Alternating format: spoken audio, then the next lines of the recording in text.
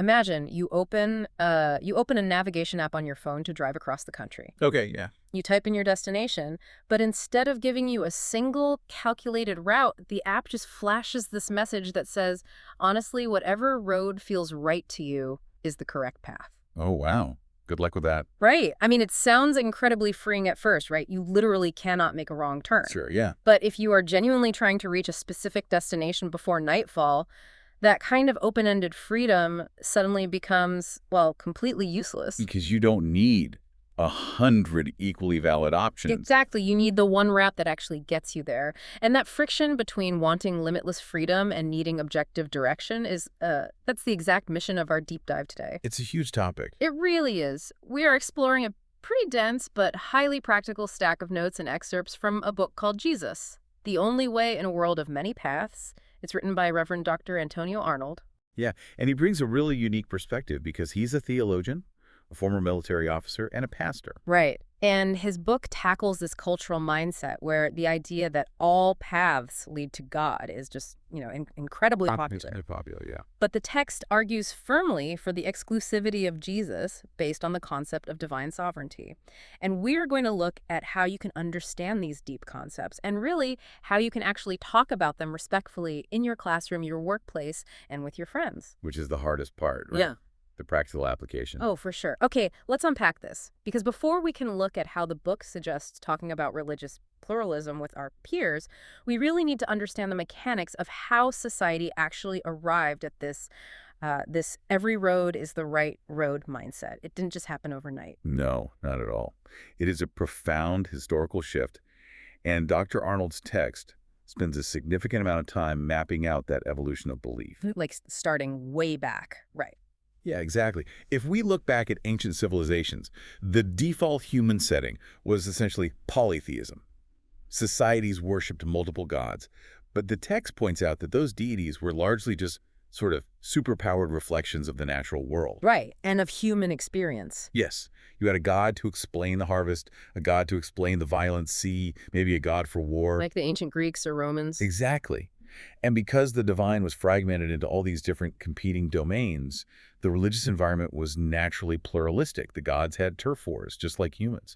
Okay, so in that ancient framework, there just wasn't an expectation of one absolute unifying truth because the universe itself was seen as this chaotic, divided place managed by different supernatural middle managers. Yeah, exactly. That is a great way to describe it. But then you see the emergence of monotheistic traditions, Judaism, Christianity, Islam. Which was a massive change.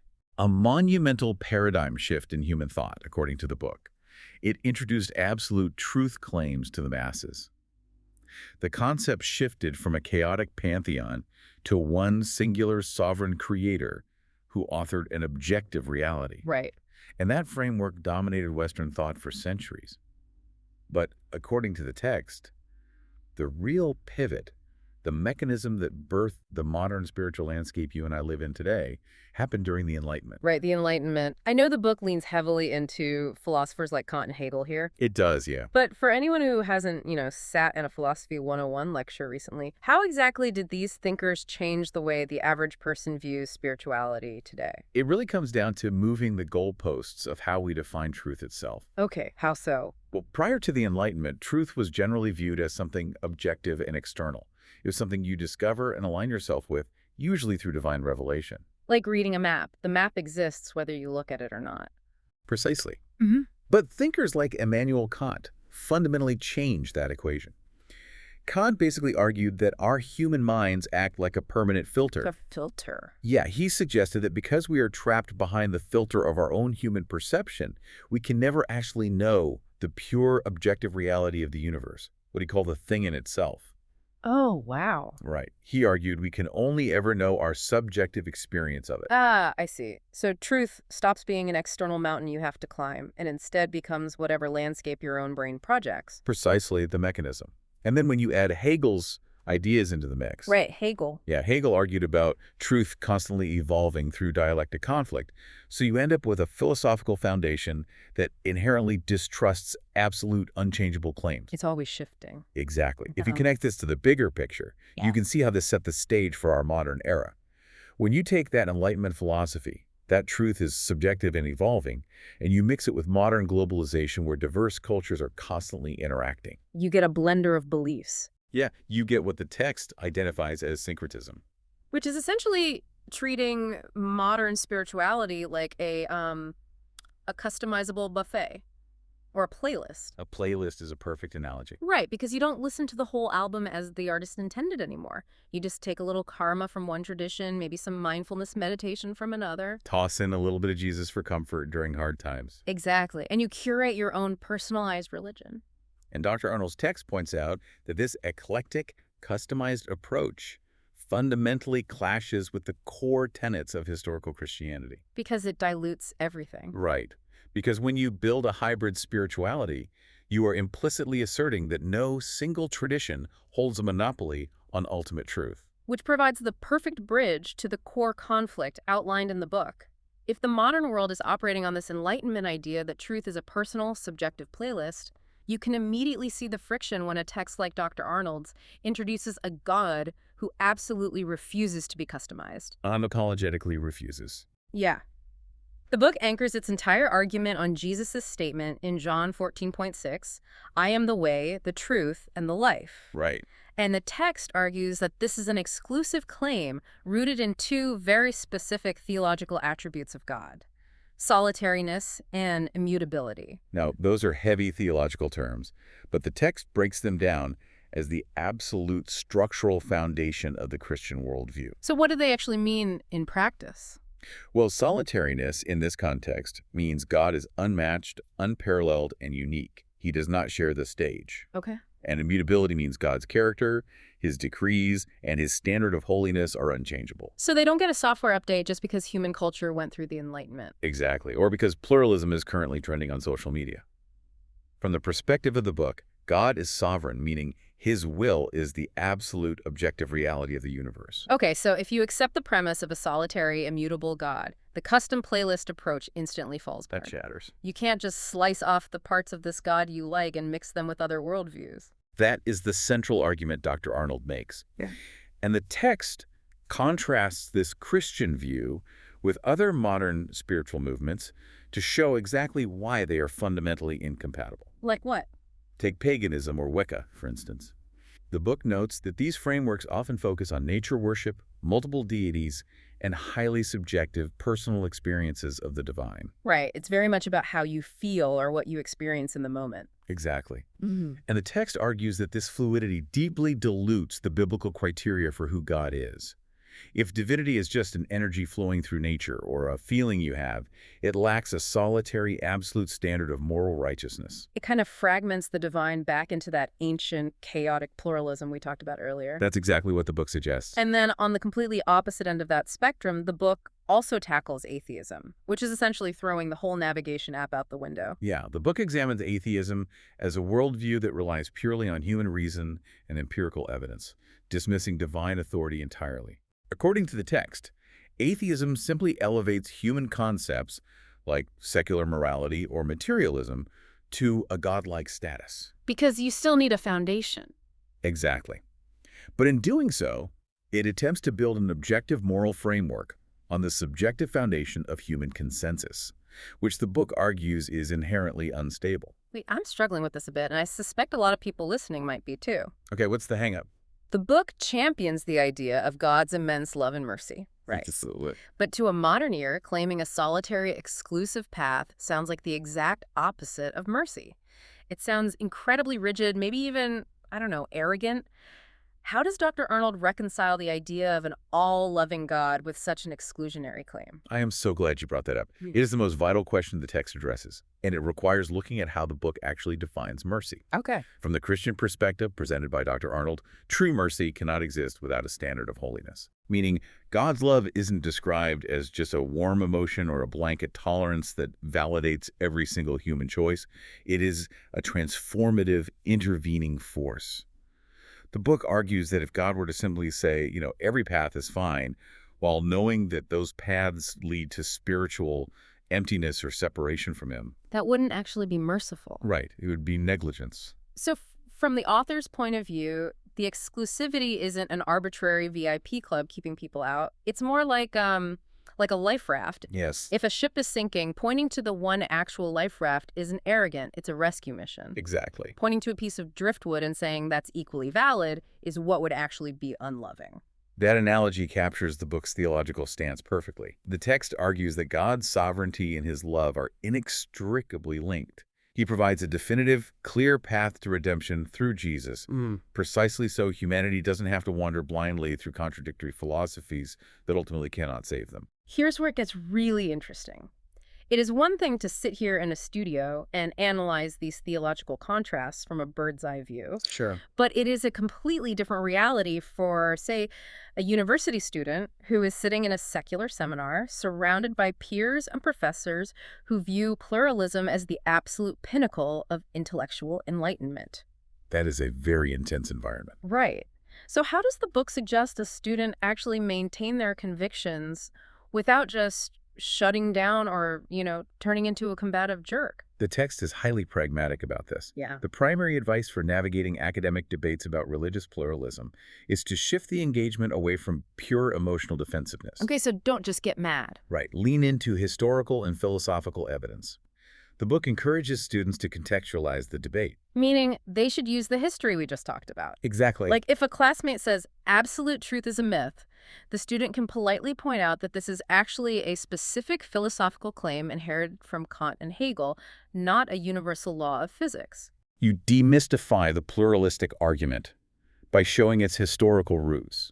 You show it's a specific worldview, not just the default neutral setting of reality. That's really smart. But the text heavily emphasizes that this must be done with immense respect for peers. Right, keeping a respectful tone. Yes. The goal isn't to crush someone in a debate. It is to highlight logical inconsistencies in a thoughtful way.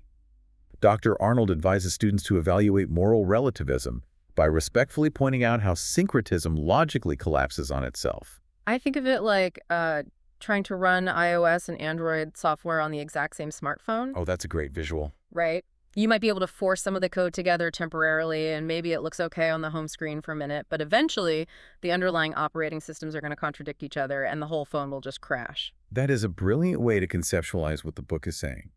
The text suggests that students can acknowledge the genuine sincerity of a peer's spiritual search, which builds mutual respect, while pointing out those underlying operating system crashes. Yeah, acknowledging they mean well. Exactly.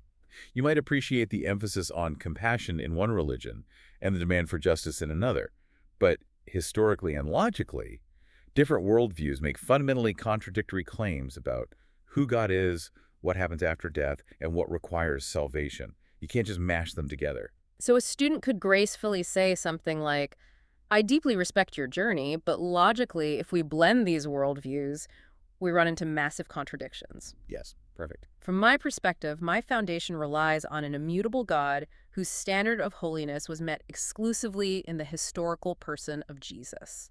And according to the text, that kind of structured, logically sound articulation is how you stand firm in an academic setting. You aren't just lobbing Bible verses at people who don't believe in the Bible.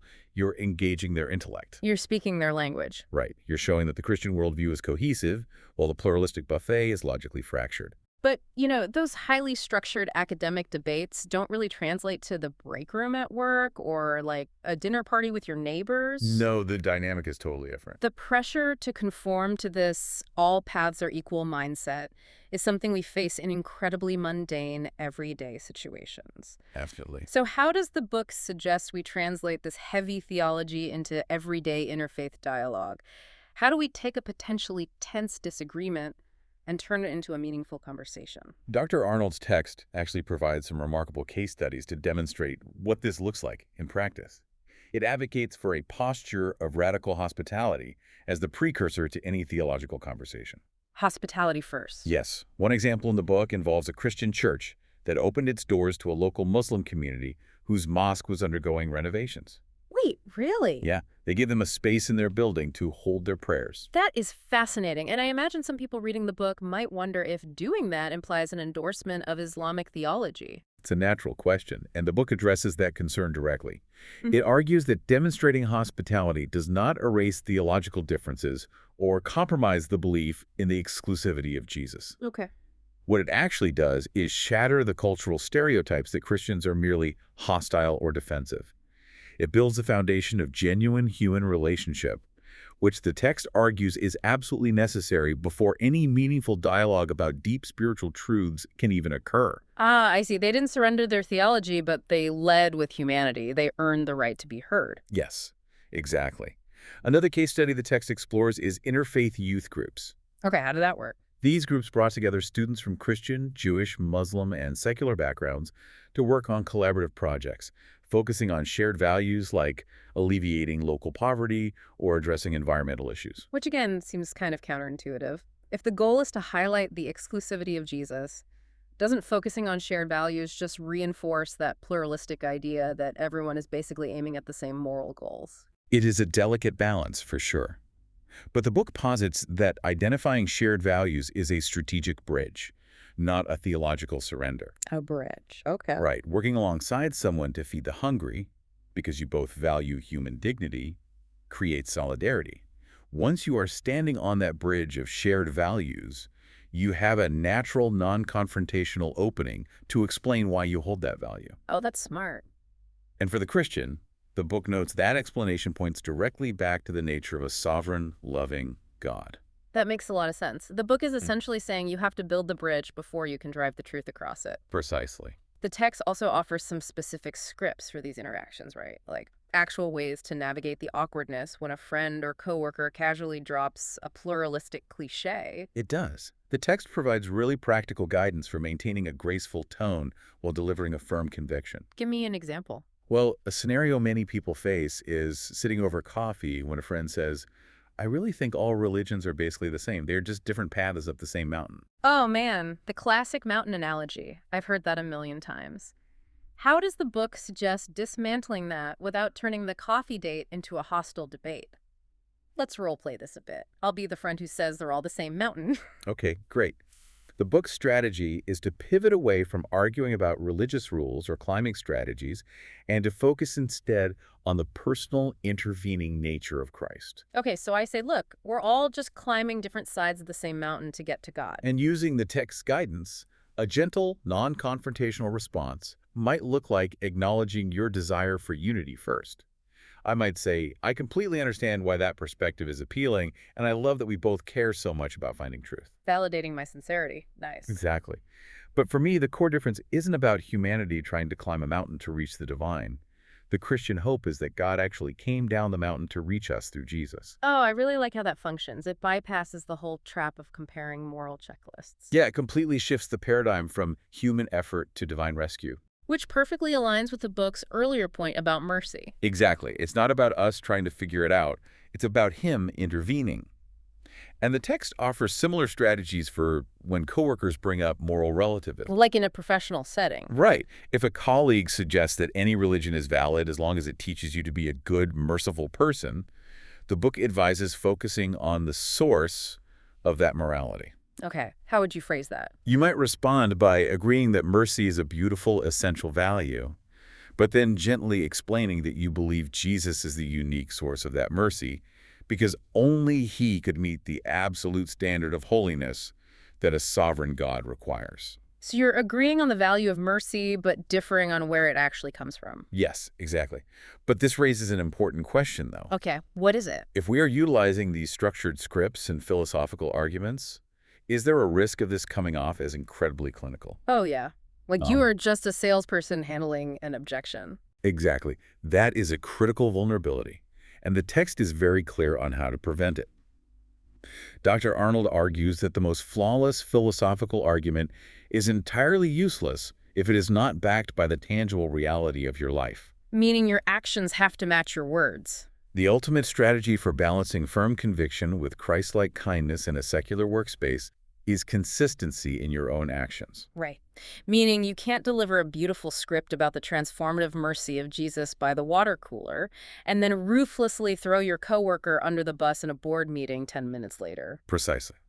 The book insists that your life has to be the empirical evidence that supports the theological claims you are making. Wow, empirical Yeah, evidence. embodying the principles of righteousness and grace in high-pressure, diverse environments provides a compelling, living alternative to the subjective, fragmented spiritual solutions offered by modern syncretism. Because they can see it working. Yes.